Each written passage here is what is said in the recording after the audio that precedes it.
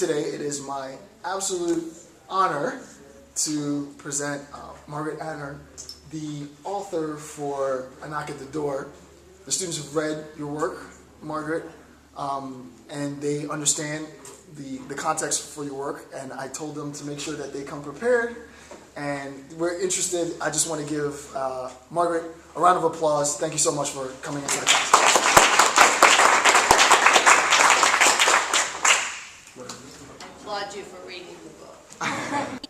We need to recognize what has happened, what they did, they, all the theys, so that we, living today, can try to stop it.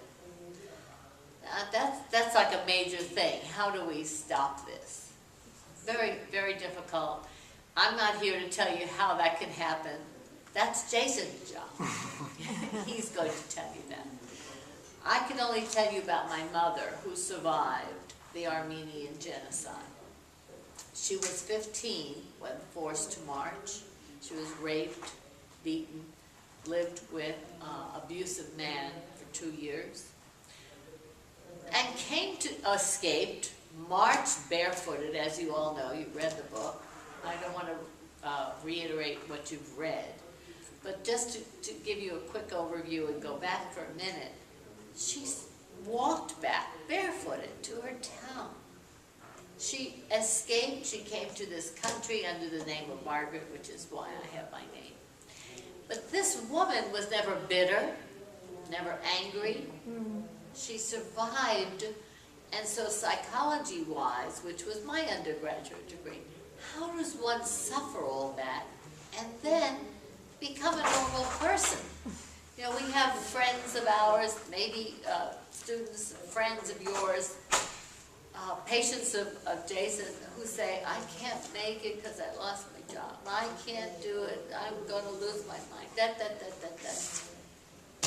They need to read this or other books like it to find out that someone who has been totally abused can find a way. So I've been on book tour now since 2007. I'm still marching along, and it's like the never-ending book tour. I'm happy to be here. Jason is extending that tour. And the story is a psychological, at Harvard, it was the psychology department like this that invited me to speak. Because the psychology of this woman, it's very rare and very unusual, to survive and be happy. Well, as you know, she was funny.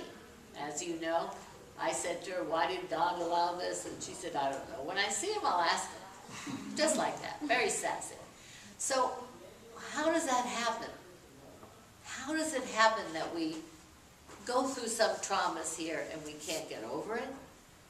And this woman went through these amazing traumas. So from Berkeley, a lady, this is another interesting story. Oh, so many interesting stories with my driver. The publisher gives you a driver to pick you up, take you to your hotel, take you to your NPR store, your TV, So I'm with this woman, Amy. Her name was Amy, A-M-Y. This is A-M-I-E. And we were together for a week, traveling to all these places. At the end of that week, we had an NPR session on our way to airport. And so it's 8 o'clock in the morning. So I'm there, and it's Mike McCormick, and he said, well, do you mind if we video this, Margaret? As Jason was doing now. And I said, no, of course, it's fine. I put a little lipstick on, and it was very early. We talked about my book. We talked about my story. We talked about my mother. We talked about all of my angst, fearing Turks that I don't even know, from the stories that my mother told me. Because as you in psychology know, fear, like genes, trickles down from you to me, from him to her. This trickled down to me. I don't want this. So I said to Mike McCormick, you know, I really want to be rid of this. I want to find a nice Turk and give him a hug. I want to be over it. Well, that was the end of that interview. On the way to the airport, Amy, my driver, said, Margaret, do you mind if we stop for coffee? We stopped at the French Market for coffee. And while we're having this coffee, Amy, out of her tote bag, lifts a photograph of her family. I said, Amy, that looks just like my grandmother, my great-grandmother, my family. You're Armenian and you didn't tell me you were saving it. She shook her head. She said, no. I get that same chill now every time I tell it. I'm Turkish. Amy. So I jumped around the table, gave Amy a big hug, and I was so excited. I was so excited. We got to the airport. She had a necklace on her neck made in Turkey. She put it on my neck. We hugged and kissed. She said, Margaret, we know what happened to the Armenians. We know what happened to the Armenians. And I bought your book for all my family, all of my relatives, everybody. Because it was ancient history. It's the Ottoman Empire. It's not today. It's not the Turkish government today. My mother survived. She was very funny. She was always humorous. And she never regretted or hated or had hatred. And I don't have hatred. I just have this angst, this feeling of I need reconciliation. How can I forgive you if you don't tell me you did it? Now, I know the Bible says, forgive somebody, whether they did it or not. I guess I'm not smart enough or gracious enough to be able to do that. I need you to say, I did it. Then I can say, okay, I forgive you. So it's a difficult time for me. And then, I've been on tour for so long, I always say, as bad as the Ottoman Empire was then, we as Americans haven't been too terrific either. Elizabeth Colbert, 2006, New Yorker magazine, wrote a beautiful article on Tanir Akçam, a Turkish scholar and historian. I wrote a wonderful book called A Shameful Act. I always mention Tanir. He always says to me, Margaret, I know when you're on book tour because my book sales go up. I always say, my book is a memoir. It's a mother-daughter story. It is something from the heart. There's no facts and figures in here. I did this book for my master's thesis, which was my thesis, and it was called Flowers for Esther. Okay, but before I finished all of that, I had footnotes, I had bibliography, I had all the things that a good book should have. And then I realized that books like that had been written before, much more intelligent, much more intricate, and much more extended with information than mine. So that's when I took away the footnotes, took away the bibliography, and created a mother-daughter story. Because I thought it would reach a greater volume of people. Who wants to read a historical story about a genocide? Nobody. But people want to read about a mother-daughter story, and then they'll get this story on the side that they never heard about. That was my plot and my plan, and it seemed to work. But I always mention Tanir Akçam on my tours, because Tanir is a good friend. But he's a Turkish philosopher, historian, journalist, who spent a year in prison for talking about this story. Not mine, but his. He has the facts. He has the German cipher telegrams. He has actually everything that proves it was a genocide. Turkish government today says it was a byproduct of the war. That was part of it. But no, this was a decision to get rid of Armenians and Greeks and Christians in the country at that time. My book doesn't prove that. If you want proof of it, read Tanir Akçam, A-K-C-A-M. It's called A Shameful Act. He proves it. Because as a Turkish citizen, Tanir was able to go into the archives, the Turkish archives, no Armenian could go into. He was able to find the truth. And he wrote about it. So he suffered the consequences, but he's a good man, and he said, Margaret, I'm just here to tell the truth. And he told the truth, spent time in jail, and but he still goes back to Turkey. I'm glad that you mentioned the fact about you coming from the background of your family being involved in a direct genocide.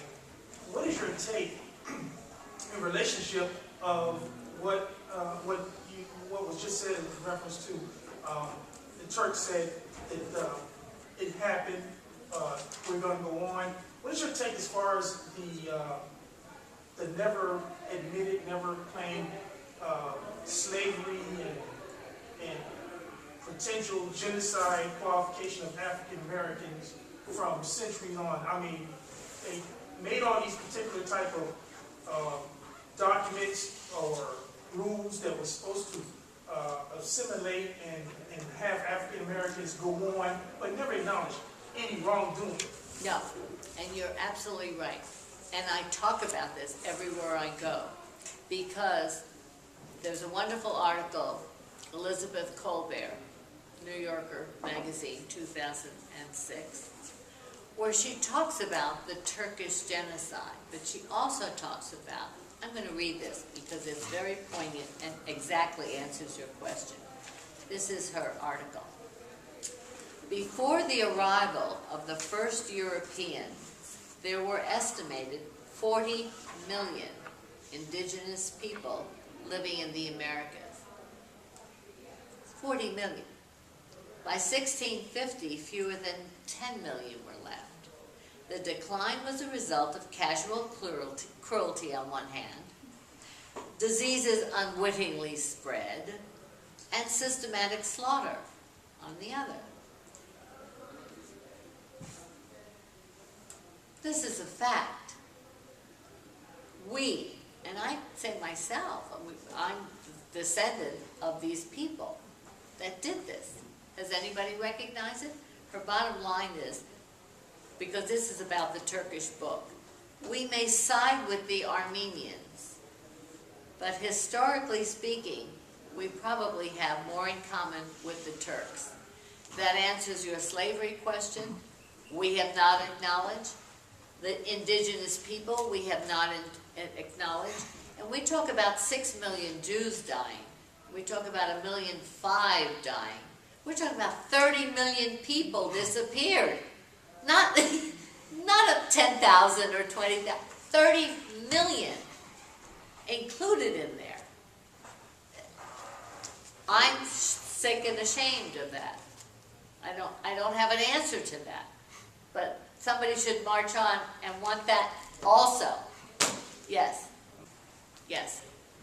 Is there a negative stigma on the Armenians who stayed behind and get married to Kurds to survive? Is there still stigmas? That's a great question, because I always thought there would be, but they didn't talk about it. And this is one of the reasons, to answer you as well, why this wasn't recognized. When the Armenians came here, those that survived, like my mother, they wanted to assimilate. They wanted to be American. They didn't want to talk about what happened. It was a shame. It was a shame what happened. So the word, use that wonderful word, mortsid, which means forget in Armenian. The Jews, on the other hand, came here and said, remember, remember, never again, remember. Henry Morgenthau, who was the great-grandson, a friend of mine, we sat at his kitchen table one day and he said, Margaret, did it ever occur to you that the Armenians came here and said, forget, and the Jews said, remember? And I thought, whoa! I didn't make that connection, but I think that had a big, big thing to do with it. I know your mother was in an Armenian old folks home. When you were growing up, were all your parents' friends Armenians, or did they assimilate in the way that they just kind of tried to not avoid other Armenians, But like you said, the Jews is never forget, and we live together and we don't trust others. Did the same thing happen with you growing up? Well, I grew up Or in that the you Bronx. remember? I grew up in the Bronx. Was it Bronx. Armenian in the neighborhood? And in the Bronx. No, it wasn't an Armenian neighborhood. It was a poor neighborhood. I lived in a 5-story walk-up in a tenement. Did I know we were poor? No. Because we had clean clothes. My mother made my clothes. It was always ironed and pressed. I went to school. We always had food. I certainly was never hungry. So I didn't understand this starving Armenian thing. You don't know you're poor if you live in this area. The only way you know you're poor is if suddenly you go to a rich neighborhood and you say, wait a minute, I think I'm poor. But I didn't know that. I didn't. And there were Jewish people, Italians, Germans, and Irish. I will say this, the Germans in the neighborhood during the war were kind of like, don't talk to them, they're German. There were no Japanese, so I didn't know that. And I had a little German guy that I thought I was in love with at 11 years old, and my first kiss on the rooftop, my son doesn't know this story. My first kiss on the rooftop was this handsome German, blonde-haired, blue-eyed boy, and got this little kiss, and I have never forgotten it. That was it. And that was like, don't talk to the Germans. You know, but the Jews and everybody else were all. We here in this room know that the mind remembers what it remembers. You can't make it remember more unless you're lying. And you can make it remember less because you're withholding. But she could not remember more. I found that so amazing because I was studying at the same time I was questioning her. Well then, the next day, what did he say? She told me what she remembered, and I put it in the book. I didn't add, and I didn't delete.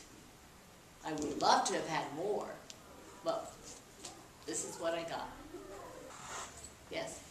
You had mentioned earlier about some of there seems to be like an aggressive movement in terms of like suppressing or denying the story that you've told, your mother's story, and stories of others that try to raise awareness about this genocide.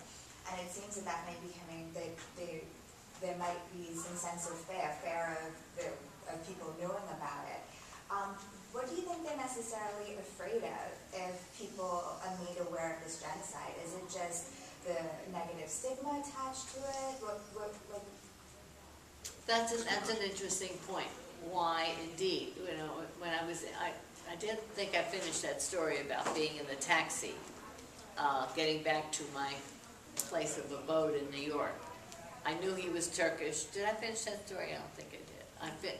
I think I got sidetracked there. But he was Turkish. I was in this taxi. When I knew he was Turkish, I was frightened. Why? I don't know. Why? Because I've got this angst that comes down to me psychologically through my mother. When I got to the destination, I had my hand on the doorknob. And I said to him, I'm Armenian. Pretty stupid thing to say to a taxi driver, right? And he turned to me immediately. No question, no hesitation. That's a lie. It never happened. There was no genocide. It's a lie. And I said, yes, it did happen. It happened to my mother. She was a survivor of the Armenian genocide. Yes, it did. And I run out the door. The doorman has his hand on the other side. And I get in the lobby. And I think to myself, I sounded like a 6-year-old. Yeah, yes it did. It happened. Yes it did. But his reaction was just, I'm Armenian. It's a lie. It never happened. Mine was, yes it did. So, you know, I have this, he's got this stuff going on too, because he wants to tell me it never happened. Well, he doesn't know it never happened, and I only know it happened because I have a first person telling me it happened. Maybe he has somebody on his end who's telling him it never happened. So, you know, I'm not blaming him. I'm only saying this is what's happening today. Yes? I have a question. You said the Armenian genocide was recognized to prevent the later genocide to happen. But there is a fact that the Holocaust happened and it's recognized, but there is still genocide goes on to this time. And many of them even not give a turn a blind eye to, but sometimes they seem like legalized. It's a crime, but it's a legalized crime, international legalized crime. Do you think it makes it different? What would be a legalized crime? I think I missed that. If the genocide is happening, and the international community Ignore it. would ignore it, Yes. For me it's legalized. If the perpetrators travel around and they're free, That's a they're not very in the good international point. That's a courts. very good point. Now, how do we tell the world that what's happening? Why doesn't the UN? Oh, God. That's how we tell the world. You tell me. You tell them. Yes. My question was simply, if it was in fact recognized as a genocide, what would you propose as possible, like, reparations? Reparations are a very big part of this, I think. I'm not looking for reparation. The difficult thing is that the Armenians are like there's a Republican and Democrat. There are two parties, and each one wants to be the one to bring a resolution here. I'm not looking for reparation. I'm just looking for recognition and reconciliation. So, can you do that without reparation? I hope so. Or, I'll tell you my feeling. You can't ask somebody for a blank check. The Jews did. They had a blank check. Germany said we did it, and there was no number attached to it, and it worked. I don't think it'll work now. I don't know. My feeling is, say, whoever comes to the foreground, this is what we would like. If you came to me and said, Margaret, you know, I want you to pay for this, my car, and I say, how much is your car worth? Oh, I don't know, but write me a check and I'll put a number in. I'm not going to be happy with that. And my feeling is we need to come forth with something. That's the difficult part. And frankly, on the side of the Turkish government, I have to think, you know, that's pretty scary. To have no number, but again, this is beyond me. This is not what my book is about. It's a legal thing, and the lawyers and the accountants, the brilliant people of the world, they're not here, they're somewhere. We'll figure it out. Yes. Do you think something like the truth and reconciliation that happened in South Africa after the apartheid? Do you think something like that can actually have an impact in, you know, the lives of the million people, the people that, you know, the Turkish people are able to come up and, you know, apologize for whatever acts they did, and, you know, kind of like come out to say what they did, and, you know, get acknowledgement or apology from these people. Do you think that can be a something? It would certainly help me, and probably a lot of people. Because if you tell me, you know, you're sorry, I'm ready to forgive you. And I think that was a wonderful, beautiful analogy you just made. Yeah, yeah. And there are, my driver, that lady, there are people. I got an email from a wonderful guy in Australia, and he said, I'm a guy, Turkish guy, living in Australia. I heard what happened to you at Barnes & Noble. It was a big upset, big protest. And he said, don't worry. I know what happened to Armenians. We all know. We Kurds and Turks know. So he clumped the Kurds in there too. I have his email today. That was so beautiful. Yes, that would be a wonderful answer. A wonderful answer. So I'm praying for it. Do you feel any kind of animosity? If, let's say, you see your clerk, and do you still have this feeling, or are you ready to just forgive? I am ready to forgive. I have this, Amy. I don't feel animosity. No, neither did my mother. Okay. I feel fear. I took my mother to Armenia, and she spoke only Armenian. she spoke only English during that trip, and I spoke Armenian. I think she didn't know she was in Turkey, because we flew all the way across. We're in Yerevan, Armenia, and not far from the Turkish border. I think she was scared. So she's speaking English like a British lady. I'll have tea with cream and sugar. And I'm speaking Armenian the whole time. She never said why. That's what I think. I don't have hatred.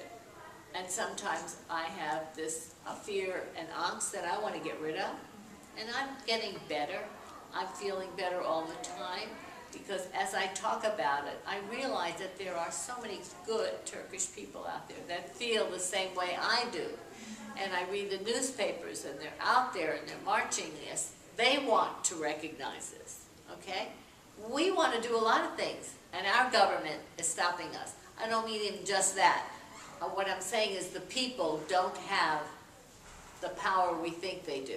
We in America here, maybe against some of our foreign policy. Do we have any voice about it?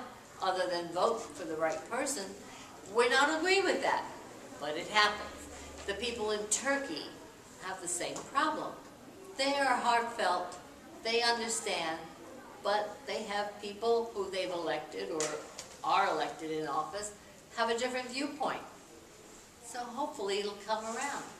Her faith was strong in all faiths. I mean, there are so many strong, wonderful Muslims that I know who are so good and wonderful, and their faith is as strong as my mother's Christian faith. Yes. And the Jewish faith and the Jewish religion. Strength in your own religion. All religions preach good stuff. Good stuff. And the Dalai Lama is reading my book. Yeah. Yes. I just want to comment you on page 178. I find it so beautiful about the Chinese lady who once told you. 170? Yeah, 178. It is so beautifully written. I had to circle it. Oh. 170? 178. Page 178. Oh. Let's see what that is. I find it so, I find it extremely nice. 15, Okay. Dinner with a Turk? Yes. Yeah, Page the bottom. 15, Oh. you know, the turret. A Chinese lady once told me Oh. that flowers bud in the mud at the bottom of the pond and all the flowers flower when they come to the top. And I'm a little like this flower. I was so deep in the mud of sickness and death. It's a miracle I bloomed that on. well, you know, that's so exciting. And so thank you for that. So refreshing. She did. She bloomed. And that's what's part of this psychology. It's so wonderful that you could live in this hell and come out and be, she was funny. I said to her, why didn't God step in and save the Armenians? And she said, when I see him, I'll ask him. I mean, very offhand, just funny. Can you imagine? Well, I can't imagine. She was, how she made it. Thank you for that. That was a nice touch.